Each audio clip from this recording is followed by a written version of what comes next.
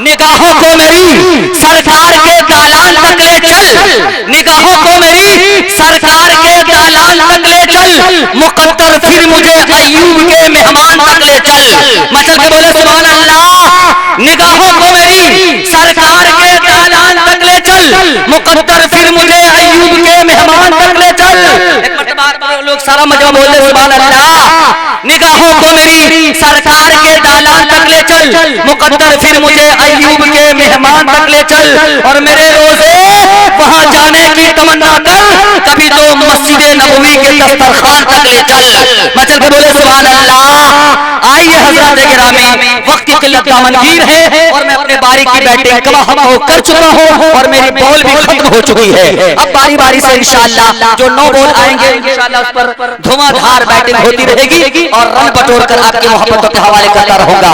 आइए अब वो ताजवर बादशाह जिनके कदमों में एक दो नहीं बल्कि कई जूते और ताज पड़े रहते हैं, उनके जूतों के तले कई ताजवर आकर सलाम करते हैं। एक ऐसी अजीम शख्सियत, अजीमुल मर्तबा, पैकर इल्म इरफान, पीर तरीक़त, मुस्लिह कौम मिल्लत, हज़रत मौलाना मुफ्ती नेमतुल्लाह साहब अल कासिमी, साबिक़ सदरुल मुफ्ती, इमारत शरईया फुलवारी शरीफ पटना, बानी व मुहतमिम जामिया आलमिया दारुल उलूम मलिया खगड़िया, वो खलीफा मजाज शेखुल इस्लाम हकीमुल इस्लाम हज़रत मौलाना सालिम साहब नव्वरल्लाहु मरक़दहू, साबिक़ मुहतमिम व शेखुल हदीस दारुल वक्फ से मुअद्दबना दरख्वास्त पेश करता हूँ कि आप तशरीफ लाएं और अपने खिताब नायाब से हम खामिदा कौम को बेदार फरमाएं इस शेर के साथ कि इल्म फन तहजीब व वफा व खुददारी। मचल के बोले सुभान अल्लाह।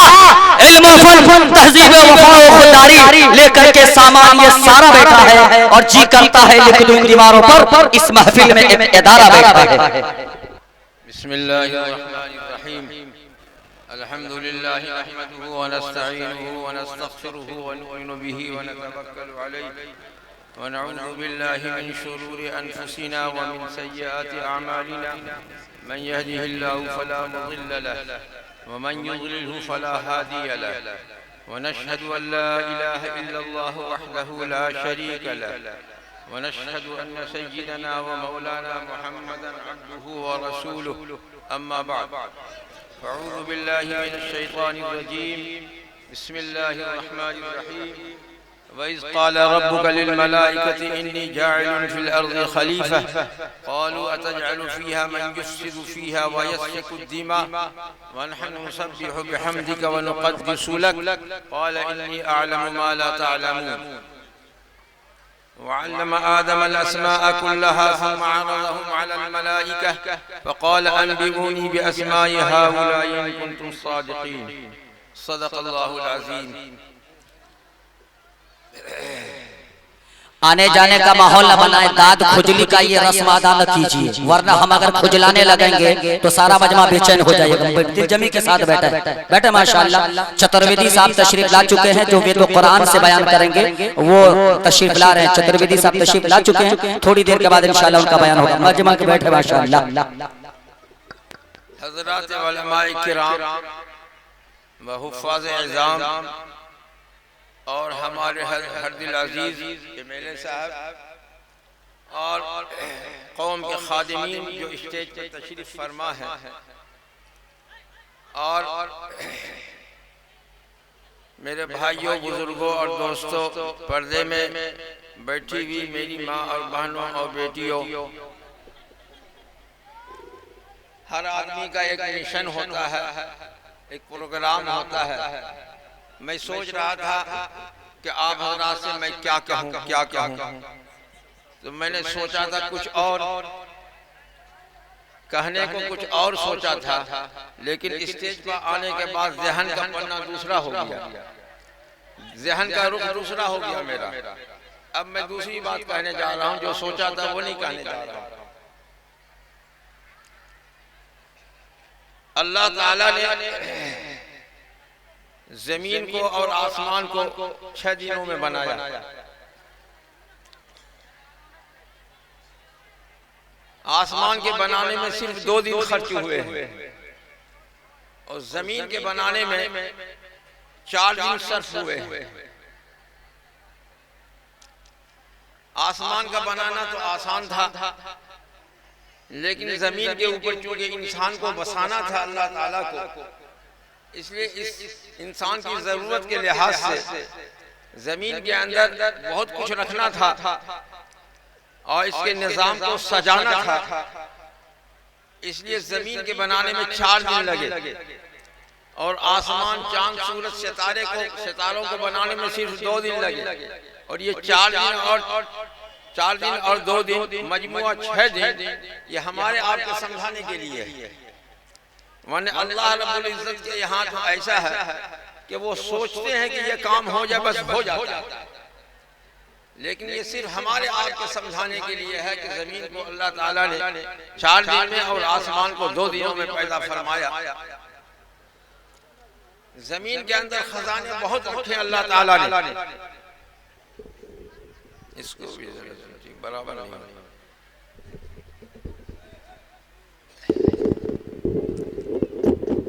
जमीन के अंदर खजाने बहुत रखे हैं अल्लाह ताला ने। उन खजानों का इल्म अल्लाह ही को है, हमको नहीं है खजानों का इल्म। आपने देखा होगा कि आजकल जो खजाने जमीन के अंदर से निकल रहे हैं, आजकल जमीन से जो खजाने निकल रहे हैं, वो खजाने ऐसे खजाने निकल रहे हैं जिसका आज से 50 वर्ष पहले लोग तसव्वुर भी नहीं कर सकता था। 70 वर्ष पहले, 80 साल पहले जमीन के अंदर पेट्रोल दरियाफ्त हुआ और उसके बाद अबरक दरियाफ्त हुआ और उसके बाद कोयला कुछ पहले दरियाफ्त हो चुका था हमारे मुल्क हिंदुस्तान के अंदर। अरब के अंदर पेट्रोल दरियाफ्त हुआ, डीजल दरियाफ्त हुआ, तेल दरियाफ्त हुआ। आज से तकरीबन 80 साल पहले दरियाफ्त हुआ।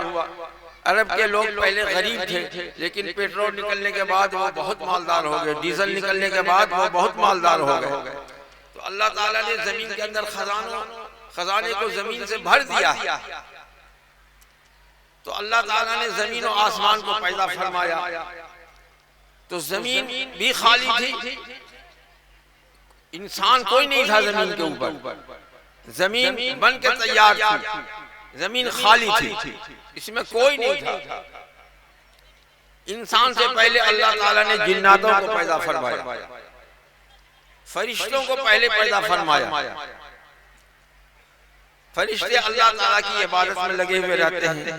फरिश्ते को रोशनी से, ये जो रोशनी आपको नजर आ रही है ना, अल्लाह ताला ने फरिश्तों को रोशनी से पैदा फरमाया और जिन्नातों को आग के शोले से पैदा फरमाया तारीखी जुमले। और इंसानों को मट्टी से पैदा फरमाया।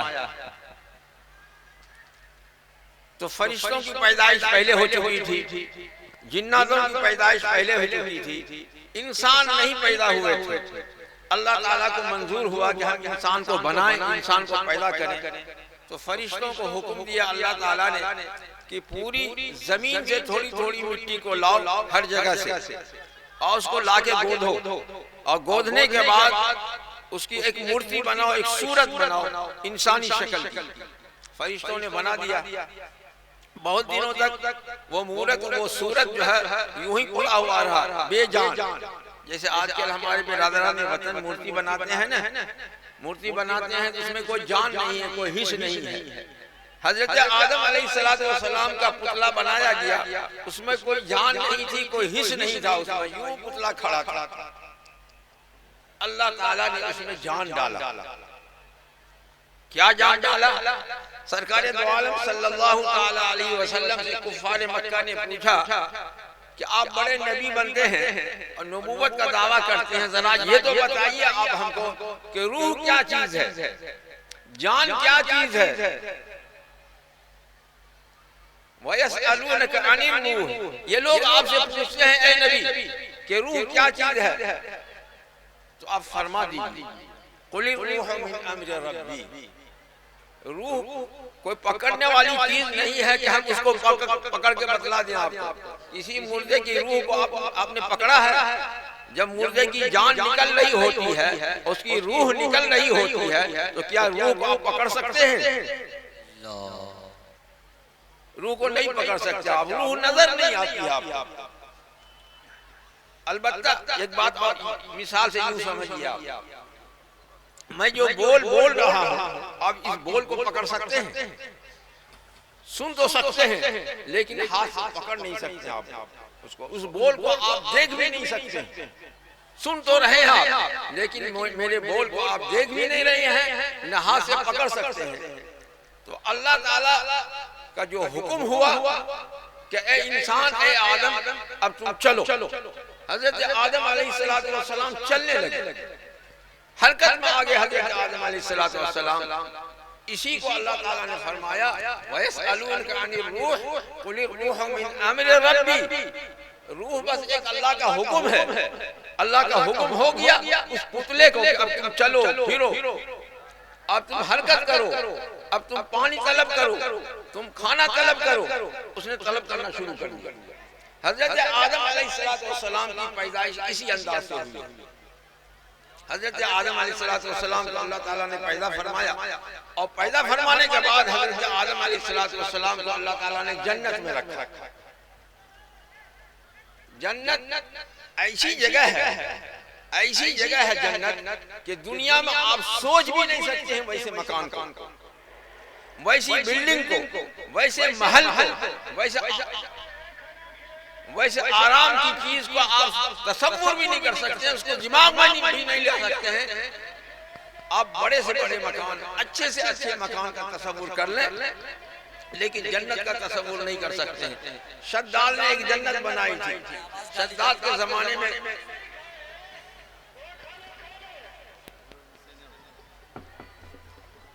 शद्दाद ने जन्नत बनाई थी, बेचारा उस जन्नत को देख भी नहीं पाया।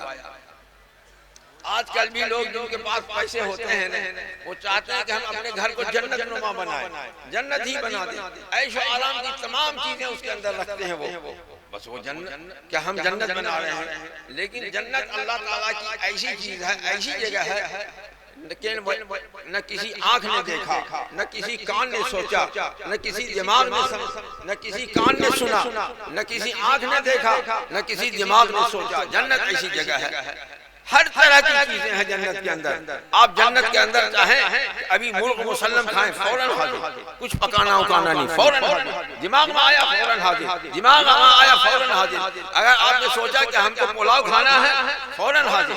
आपने सोचा बटेर खाना है, फौरन हाजिर। कबूतर खाना है, फौरन हाजिर। मिठाई खाना है, फौरन हाजिर। शरबत पीना है, फौरन हाजिर। और जन्नत में जितना भी कुछ खा लें आपको न जो खाना जाने की जरूरत है, न इस्तिंजा जाने की, कुछ भी नहीं। एक निकाल आएगा, सब हजम हो जाएगा, कोई गंदगी नहीं, कुछ नहीं, पाक साफ सुथरी जगह है वो जन्नत। जन्नत का बयान बहुत लंबा चौड़ा है, उसका मौका नहीं है। हजरत आदम अलैहिस्सलाम का किस्सा ही रह जाएगा। हजरत आदम अलैहिस्सलाम को अल्लाह ताला ने जन्नत में डाल दिया।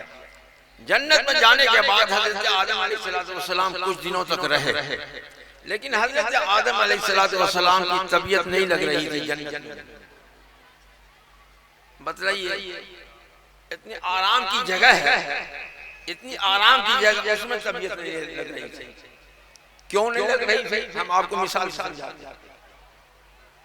हमारे विधायक चले गए क्या? विधायक साहब की कोठी हो, उनका महल हो, अच्छा ही होगा।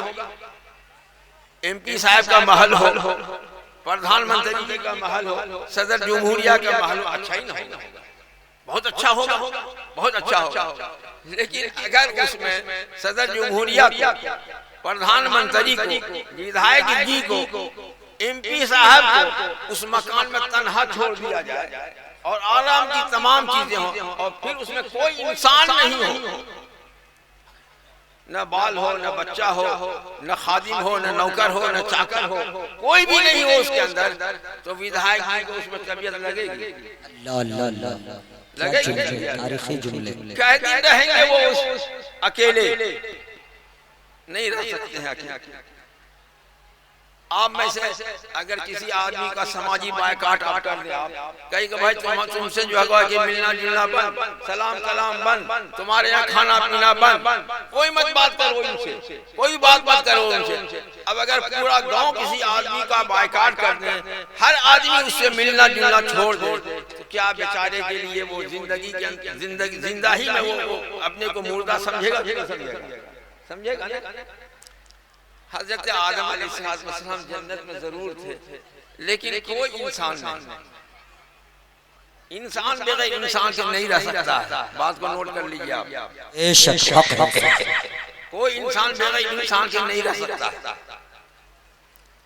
कोई लोग कहते हैं ना, चलो चलो तुमको हमसे मतलब नहीं तो हमको भी तुमसे मतलब नहीं, दोनों कट जाइए। वो मोहल्ला अलग कट गया, वो मोहल्ला अलग कट गया। कब तक? तबीयत नहीं लगेगी, तबीयत नहीं जमेगी जब तक कि मिल के नहीं रहिएगा, तबीयत लगेगी नहीं। हजरत आदम अलैहिस्सलाम को जन्नत में तबीयत नहीं लग रही थी, तो अल्लाह रब्बुल इज्जत ने तो पैदा किया था हजरत आदम अलैहिस्सलाम को। जो फितरत रखी थी आदम अलैहिस्सलाम के अंदर, अल्लाह रब्बुल इज्जत ने उस फितरत से अल्लाह ताला बखूबी वाकिफ थे कि इनको क्या चाहिए, इनको क्या चाहिए। तो आदम अलैहिस्सलाम को सुला दिया अल्लाह ताला ने, फरिश्तों के आंखों में भी पर्दा डाल दिया अल्लाह ताला ने, और हजरत हव्वा अलैहिस्सलाम को हजरत आदम अलैहिस्सलाम की बाईं पसली से निकाल दिया। और हजरत हव्वा अलैहिस्सलाम को इस तरह से निकाला।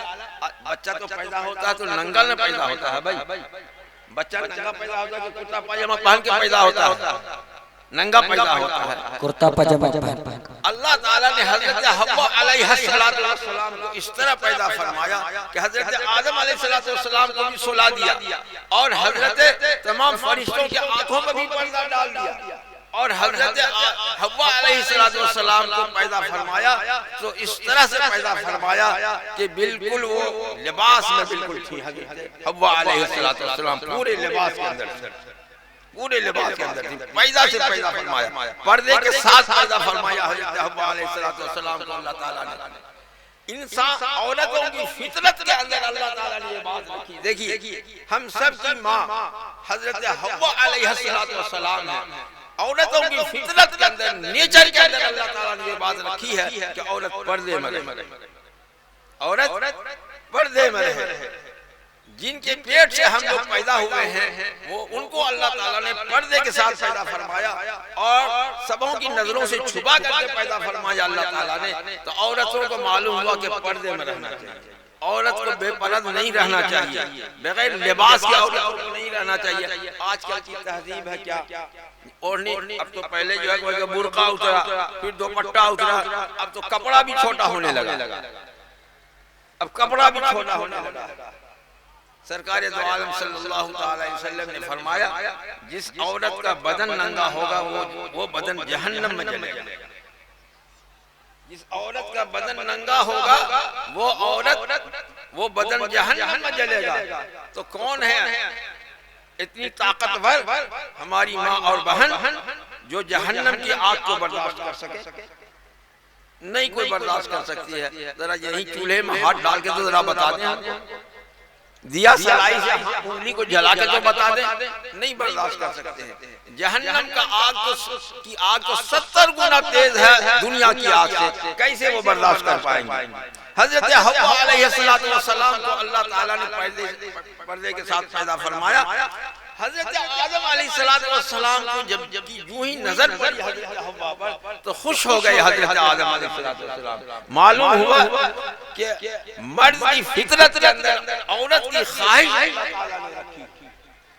अगर कोई सन्यासी होता है, कोई जोगी होता है, कोई जो है कि कहता कि हम तो शादी ब्याह नहीं करेंगे, हम बिल्कुल अलग थलग रहेंगे, वो बिल्कुल गलत बोलता है, नेचर के खिलाफ है उसकी बात, नेचर के खिलाफ है उसकी बात। अल्लाह ताला ने औरत की, मर्द की फितरत के अंदर औरत की ख्वाहिश रखा है, और औरत की फितरत के अंदर अल्लाह ताला ने जो है मर्द की ख्वाहिश रखा है।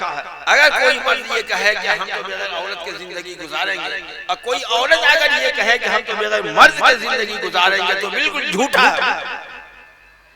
ये ऐसा ही है जैसे आपको भूख लगती है पेट के अंदर तो आप दाना चाहते हैं, आपको खाना चाहिए, भूख प्यास लगी आपको पानी चाहिए। औरत बिल्कुल प्यास के तरीके से है, खाने के तरीके से है। औरत को जो है मर्द की ख्वाहिश और मर्द को औरत की ख्वाहिश है। एक भूख है, एक प्यास है, एक नेचुरल बात है। फितरत के अंदर अल्लाह ताला ने ये बात रखी है, इसलिए औरत शादी करे, मर्द भी शादी करे, कोई ब्रह्मचारी ना बने।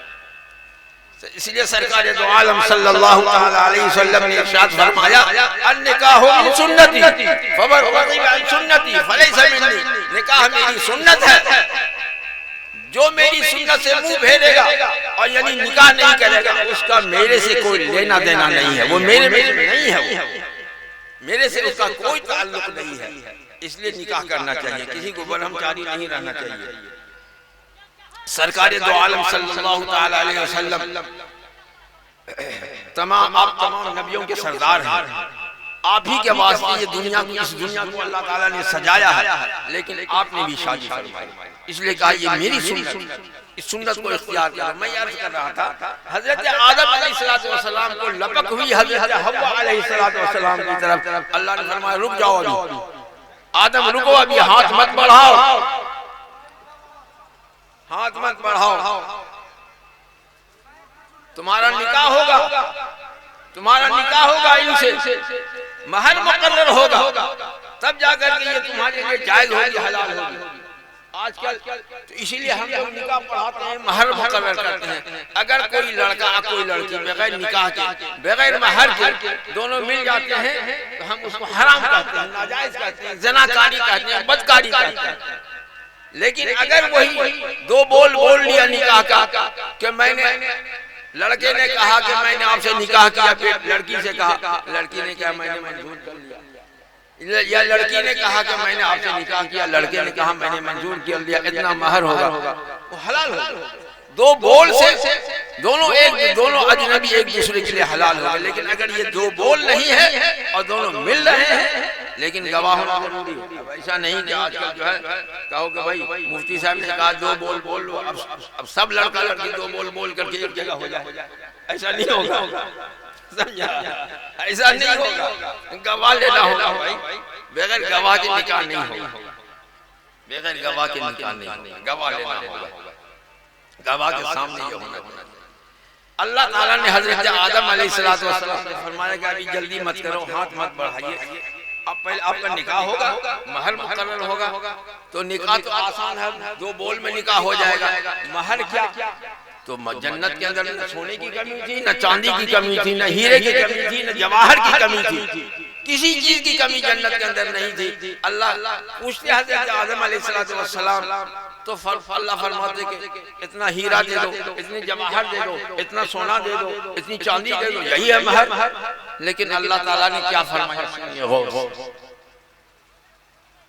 अल्लाह ताला ने हजरत आदम अलैहिस्सलाम से फरमाया, जानते हो महर क्या होगा?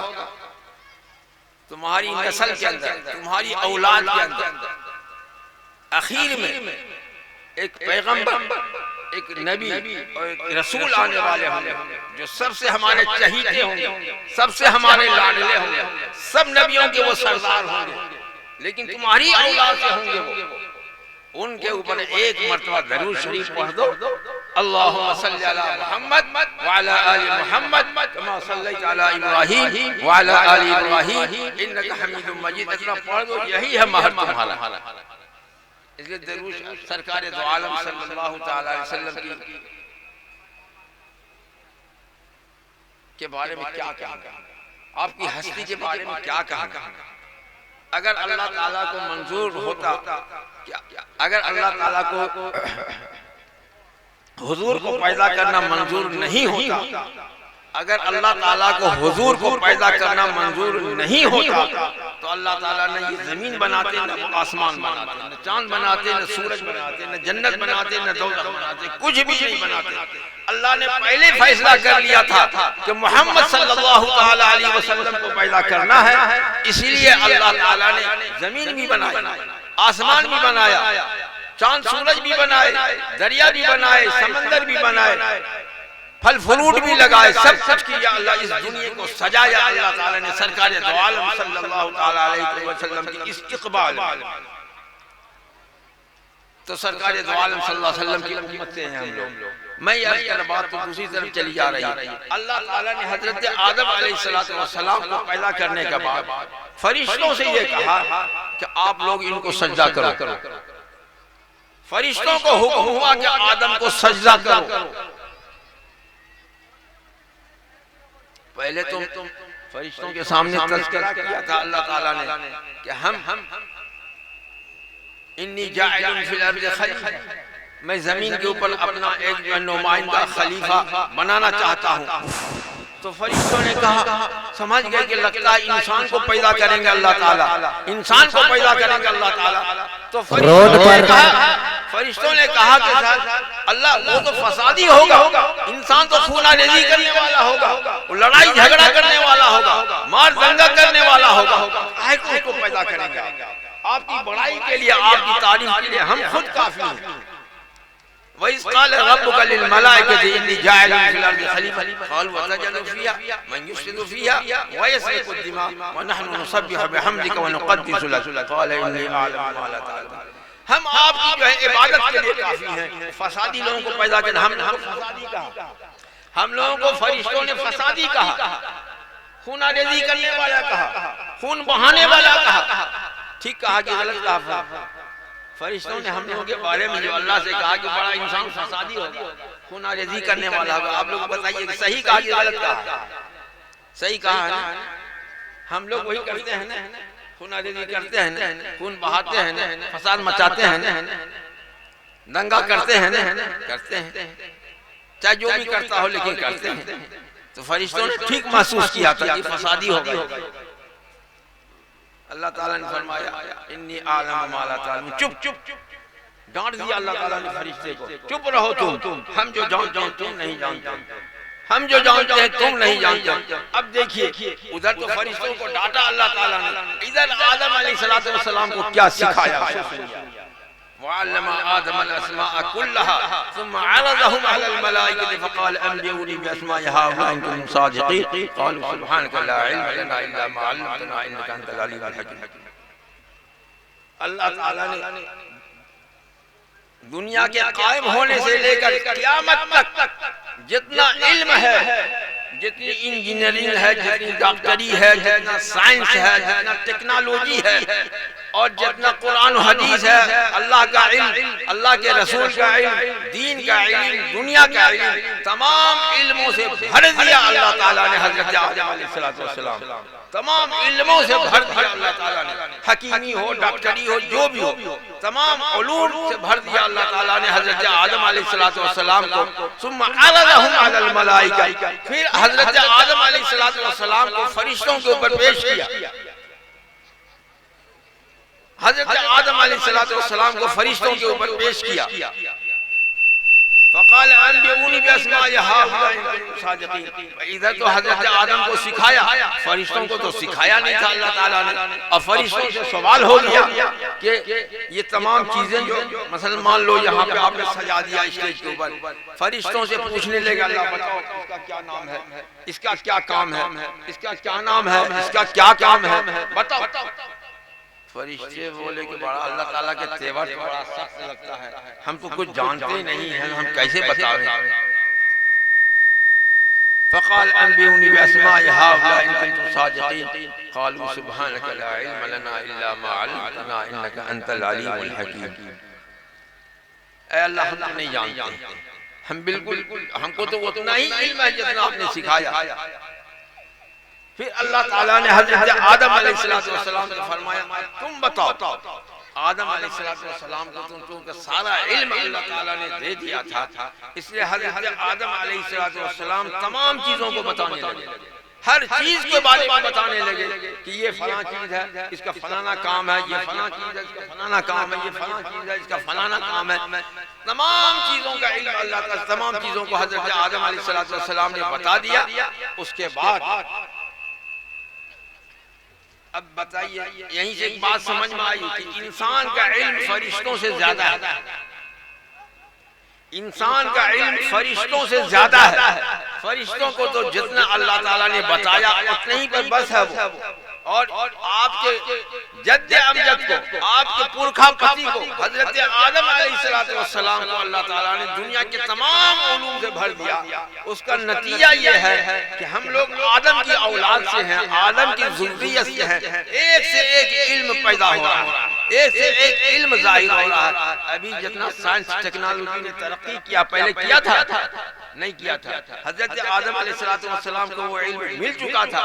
हजरत आदम अलैहिस्सलाम की नस्ल के अंदर उन इल्मों को जाहिर होना था, इसलिए वो तमाम उलूम अब जाहिर हो रहे हैं, तमाम उलूम अब जाहिर हो रहे हैं। हजरत आदम अलैहिस्सलाम की बड़ाई अल्लाह ताला ने साबित फरमाई फरिश्तों के सामने, किस चीज के जरिए? इल्म के जरिए। कि इल्म जिसके पास होगा वो जो है बढ़ा हुआ होगा, उसके मुकाबले में जिसके पास इल्म नहीं होगा। आपके पास दौलत है, सरमाया है, जमीन है, जायदाद है, सब कुछ है, लेकिन इल्म नहीं है तो आपको वो इज्जत, वो बुजुर्गी, वो मर्तबा, वो दर्जा हासिल नहीं होगा। इसलिए हम तो इसी मिशन के ऊपर चलते हैं और इसी मिशन को लेकर हम चल रहे हैं। पूरी जिंदगी मेरी इसी मिशन में चल रही है। आपकी आबादी हो, चोली की आबादी हो, मलिया की आबादी हो, इलाके के नारायणपुर की आबादी हो, चाहे चरौना की आबादी हो, चाहे कड़वा मोड़ की आबादी हो, चाहे खगड़िया की आबादी हो, जहाँ जहाँ मेरी पहुँच होती है मैं इसी मिशन को फैलाता कि पढ़ो पढ़ो पढ़ो पढ़ो, तरक्की करो। बगैर उसके आपको बगैर इल्म के आपको कोई इज्जत मिल नहीं सकती है। इज्जत मिलेगी उसी को जिसके पास इल्म है। जिसके पास इल्म नहीं है उसके पास कोई इज्जत नहीं है। हमारे शागिर्द लोग जब पढ़ते हैं हमसे मशवरा करते हैं, मदरसा हमको खोलो, मस्जिद हमको बनाओ, जहाँ मौका मिले वहाँ मदरसा खोलो, जहाँ मौका मिले वहाँ मस्जिद बनाओ। अल्हम्दुलिल्लाह की इस मिशन में हम हमारे शागिर्द बहुत हद तक कामयाब है, बहुत हद तक कामयाब है। और जहाँ मदरसे नहीं थे वहाँ मदरसे खुले, जहाँ मस्जिदें नहीं थी वहाँ मस्जिदें बनी। एक मिशन है। तो गोया कि हम एक फैक्ट्री चलाते हैं, एक फैक्ट्री चलाते हैं और उससे जो है माल तैयार करते हैं। माल तैयार करके मार्केट में भेजते हैं। फिर उस मार्केट के अंदर भी वो उस माल की खपत होती है, वो जाकर के फिर वहाँ वो फैक्ट्री तैयार हो जाती है। फिर वहाँ से फिर माल तैयार होने लगता है। यही मिशन है हमारा। मदरसे बनाओ, मस्जिद बनाओ, स्कूल बनाओ, कॉलेज बनाओ, जो भी बनाओ। हमारे अजीज कारी अताउल्लाह साहब पहले यहाँ आए हमारे मदरसे से, उन्होंने मदरसा कायम किया। फिर हाफिज एजाज साहब थे, उन्होंने मदरसा कायम किया। उसके बाद जो है हमारे अजीज मौलाना इम्तियाज सल्लमहू वो एक मिशन अपना जाहिर किया। लेकिन स्कूल के साथ साथ दीनी तालीम का निसाब होना चाहिए। दीनी तालीम का निसाब होना चाहिए। जब ये स्कूल कायम कर लेंगे तो मैं इनसे निसाब मांगूंगा कि आप अपना निसाब लाइए हमारे पास, उसमें आपने क्या रखा है क्या नहीं रखा है। दीन जो असली तालीम जो है बगैर दीनी तालीम के इम्तिजाज किया और बगैर उसके मिलाए हुए वो काबिल कबूल नहीं है। और एक बात मैं आपसे और भी कहता हूँ, मैं इस तालीम के लाइन का तजुर्बा हमको बहुत है अल्हम्दुलिल्लाह। देखिए एक आदमी, एक तालिब इल्म वो है, एक विद्यार्थी वो है जिसने मदरसे में हिफ्ज किया, जिसने मदरसे में फारसी पढ़ी, जिसने मदरसे में अरबी पढ़ी, उसको अब भेज दो आप स्कूल में भेज दो। स्कूल में भेज दिया आपने, जब वो स्कूल में जाएगा वो तो फिर कोई माई का लाल उसका हाथ पकड़ने वाला नहीं होगा। कोई स्कूल का कोई विद्यार्थी उसका मुकाबला नहीं करता। और इसकी बहुत सी मिसालें मौजूद हैं। लेकिन अगर आपने निरा स्कूल में भेज दिया उसको तो लटर पटर रहेगा, वो कोई नंबर नहीं लावेगा, कोई नंबर नहीं लावेगा, कोई इम्तियाजी शान उसकी नहीं होगी। चुनांचे हम देखते हैं कि हमारे मदरसे से पढ़ करके जो बच्चे स्कूल कॉलेज के अंदर जाते हैं अल्हम्दुलिल्लाह के दीन के एतबार से पुख्ता हो चुके होते हैं और स्कूल कॉलेज में जाते हैं तो अपने साथियों से टॉपर रहते हैं, अपने साथियों से टॉपर रहते हैं। एक बात मैं और कहना चाहता हूँ कि जो लोग अपने बच्चों को शुरू से स्कूल में डालते हैं और वो अपने बच्चों की उम्र को बर्बाद, बड़ा चंबा हुआ होगा आपको।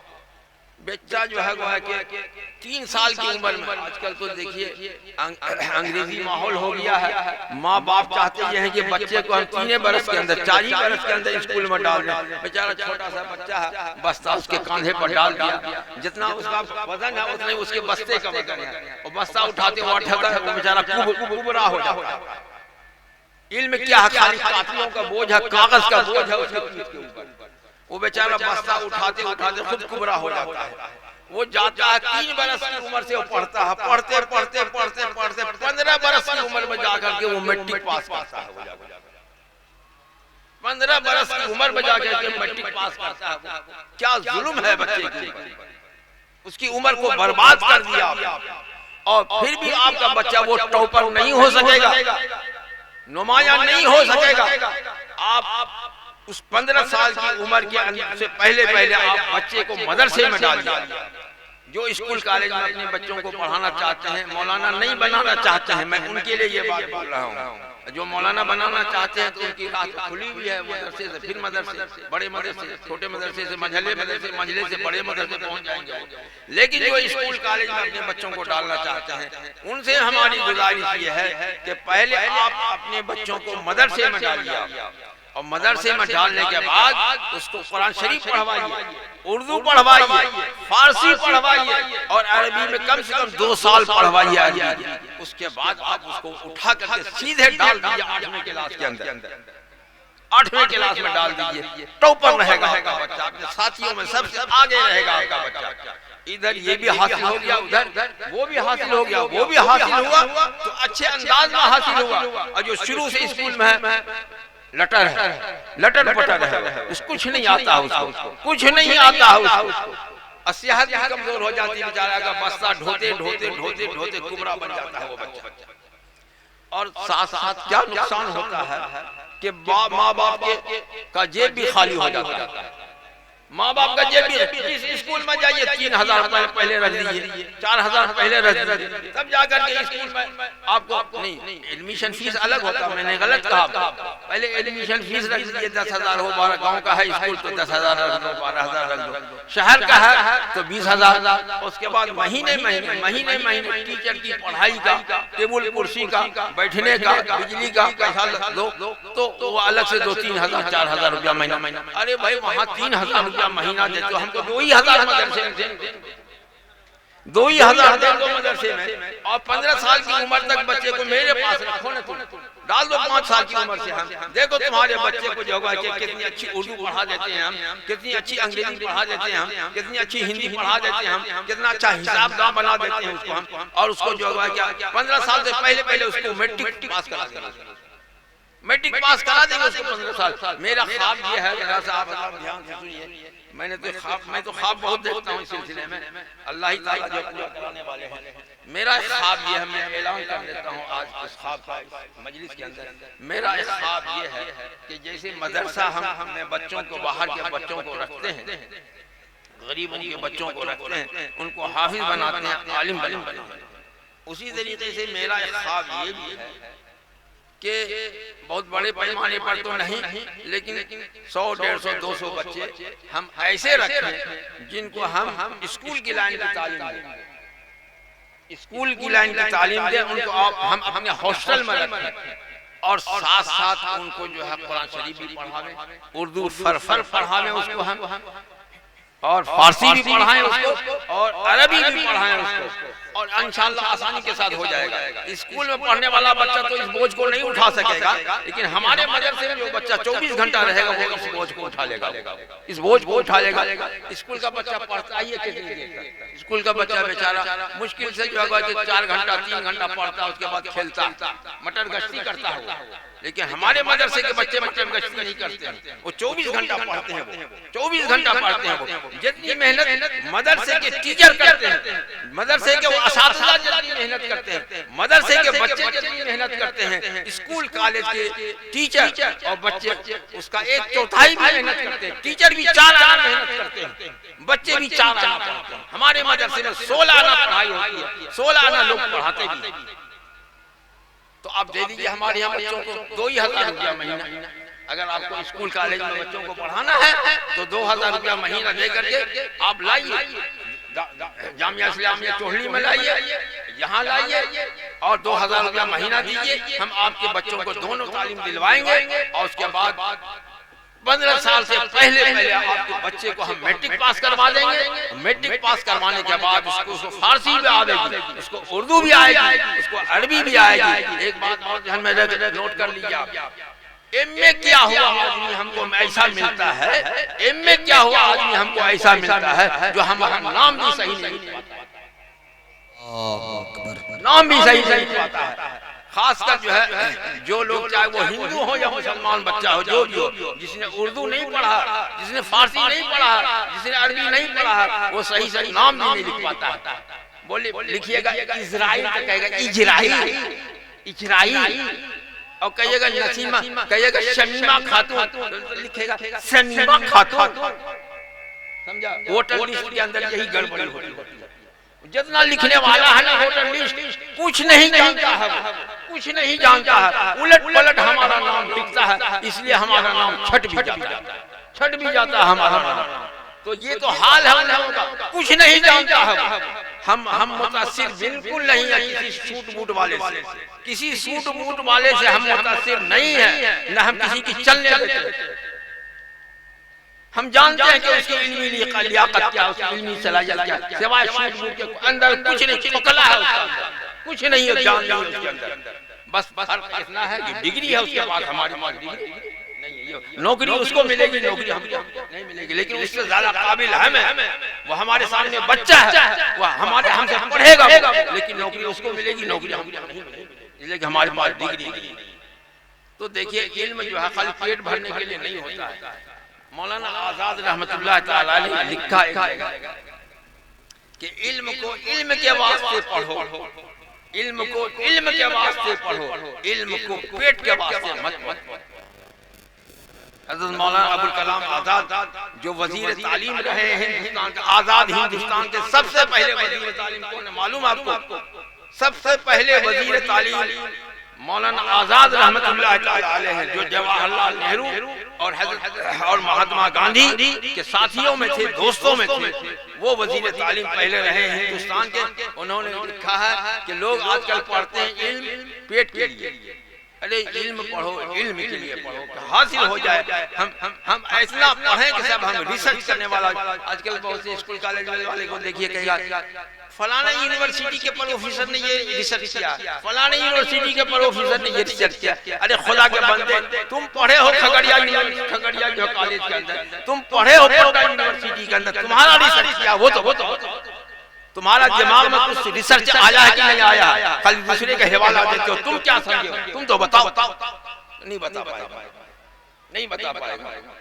तो ये मिशन है तालीमी मिशन, तालीमी मिशन को गांव-गांव तक फैलाइए। हमारा ये मिशन है, जिस गांव के अंदर तालीम का इंतजाम नहीं है वहाँ तालीम का इंतजाम कीजिए। देखिए मैं हरगिज़ इस बात का मुखालिफ नहीं हूँ कि डॉक्टर मत बनाइए, डॉक्टर बनाइए, इंजीनियर बनाइए, प्रोफेसर बनाइए, सब कुछ बनाइए आप, लेकिन सबसे पहले वो आप दीनी तालीम से उसको मजबूत कर लीजिए, पक्का से पक्का मुसलमान बना लीजिए। अल्लाह ताला ने फरमाया खुद कुरान करीम के अंदर, वअइदु लहुम मस्तताअतुम मिन कुव्वा व मिन रिबातिल खैल तुरहिबूना बिही अदुव्वल्लाहि व अदुव्वकुम व आखरीन मिन दूनिहिम ला तअलमूनहुम अल्लाहु यअलमुहुम। तुम पूरी तैयारी करो, हर लिहाज से तैयारी करो। माल भी तुम्हारे पास होना चाहिए, हथियार भी तुम्हारे पास होना चाहिए, टेक्नोलॉजी भी तुम्हारे पास होना चाहिए, सब कुछ तुम्हारे पास होना चाहिए। पूरा तैयार होना। आजकल का इल्म ये टेक्नोलॉजी का इल्म है, साइंस का इल्म है, इससे भी हमारे बच्चों को लैस होना चाहिए। इल्म दीन से भी हमारे बच्चों को लैस होना चाहिए, तमाम चीजों से लैस होना चाहिए। और फिर जो है साथ साथ जो कुरान हदीस से भी लैस होना चाहिए, इल्म और अमल से भी लैस होना चाहिए, तब जाकर के हमारा समाज मुआशरा बहुत कामयाब रहेगा। हमें खुशी है इस बात से कि ये इलाका जो है हमारा, ये पूरा इलाका जो है हमारा, हम इसको तो 38 सालों से खूब ठिकाने से देख रहे हैं। 38 सालों से हमारा आना जाना यहाँ है। माशाल्लाह चौहरी मदरसा कायम हुआ, उसकी कुछ जिम्मेदारी हमारे से भी है। ये मदरसा कायम हुआ, कुछ यहाँ भी है। खड़िया में मदरसा कायम हुआ, वहाँ भी कुछ हम हैं। मलिया में है, वहाँ भी कुछ हम हैं। अब तो देवबंद में मदरसा भी आप लोगों की जानकारी के लिए बोल देते हैं। देवबंद में आज गुनहगार और उसमें शामिल है मेरे बेटे भी। देवबंद में भी एक मदरसा कायम किया अल्लाह के फजल व करम। वहाँ अल्हम्दुलिल्लाह उस मदरसे के अंदर मौलाना की पढ़ाई होती है। उससे नीचे की पढ़ाई वहाँ भी शुरू नहीं किया, हाफिज की पढ़ाई नहीं शुरू किया, कारी की पढ़ाई नहीं शुरू किया, नाजरा तो नहीं है वहाँ, आलिम की पढ़ाई हो रही है वहाँ। तो ये एक मिशन है, जहाँ जहाँ मेरा बस चलेगा इस मिशन को हम चलाते रहेंगे। आप हजरात को पैगाम दे रहे हैं कि यही पैगाम लेकर के आप अपनी आबादियों में जाइए। मैं इस इलाके के बारे में कहता हूँ, पहले इस इलाके के अंदर टोपी कुर्ता पायजामा नजर ही नहीं आता। 35 साल पहले कोई टोपी कुर्ता पायजामा नजर नहीं आता इस इलाके के अंदर, कोई पढ़ाने वाला नहीं मिलता था इस इलाके के अंदर। चोली मदरसा जब कायम हुआ तो हम सोचा किसको उस्ताद रखें। लोगों ने हमको जबरदस्ती गले में घंटी बांध दिया सदर बना कर। हम कहा किसको रखें, किसको रखें। हाफिज कमाल साहब बेचारे पढ़िए रहे थे, बच्चे थे। उसके बाद जो है हम क्या करें, कारी अब्दुल जलील साहब जो किसानी करते थे, हाँ ठीक, कारी अब्दुल जलील साहब जो किसानी करते थे, उनके गले में हमने घंटी बांध क्या आप जो है कि पढ़ाइए। तो बोलने लगे कि साहब हम पढ़ाएंगे, इसमें क्या मिलेगा हमको, 200-250 रुपया मिलेगा। उसमें 250 से शुरू किया था उनकी तनख्वाह, 250 मिलेगा। हम खेती करते हैं, 6 बीघा खेत करते हैं, इतना गल्ला हो जाता है, इतना पैसा हो जाता है। हम कहा हाफिज साहब, कारी साहब, थोड़ा कुछ सब्र तो करना पड़ेगा। इंशाअल्लाह ताला जितना आप खेत में कमाते हैं उससे ज्यादा आपको इज्जत भी मिलेगी, उससे ज्यादा पैसा भी मिलेगा। तो अल्लाह ताला ने उनको इज्जत भी दिया, पैसा भी दिया। अब ये इलाका जो है टोपी कुर्ता पायजामा से जग जग है माशाअल्लाह, और इंशाअल्लाह ताला बढ़ेगा।